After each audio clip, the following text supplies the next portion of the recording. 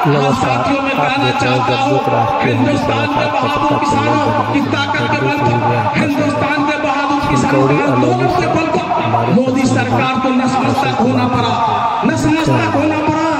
आपने देखा मित्रों, 3 कृषि काला कानून चोर दरवाजे से अध्यादेश के जरिए हिंदुस्तान के किसानों के ऊपर थोपने का कोशिश कर रहा था, लेकिन हिंदुस्तान के विभिन्न बॉर्डर पर लगातार 28 साल तक हिंदुस्तान के किसानों ने चट्टानी एकता दिखाने का काम किया और अपने आवाज को बुलंद करने का काम किया, और अंत में मोदी सरकार को कृषि काला कृषि कानून को वापस लेना पड़ा।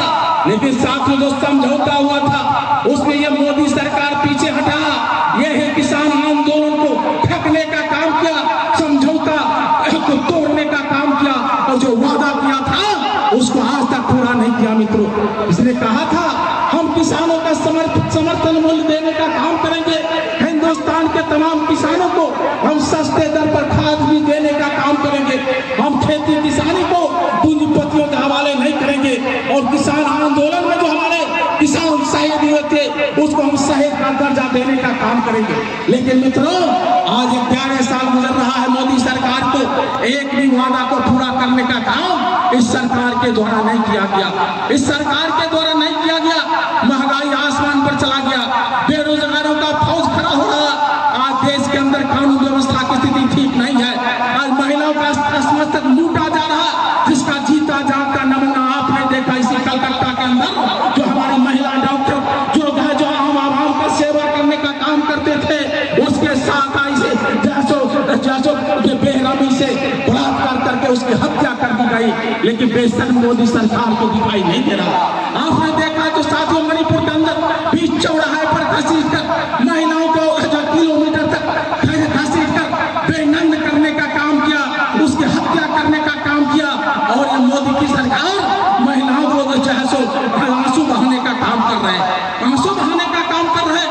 इसलिए मैं महिलाओं से कहना चाहता हूँ, अपने बहनों से कहना चाहता हूँ, आप आधी आबादी हो, आपका पति जब खेत में हल चलाने का काम करता है, खेत में पानी देने का काम करता है, खेत में खाद डालने का काम करता है, आप उसके बगल में खड़ा रहकर उसके हिम्मत को बढ़ाने का काम करते हो।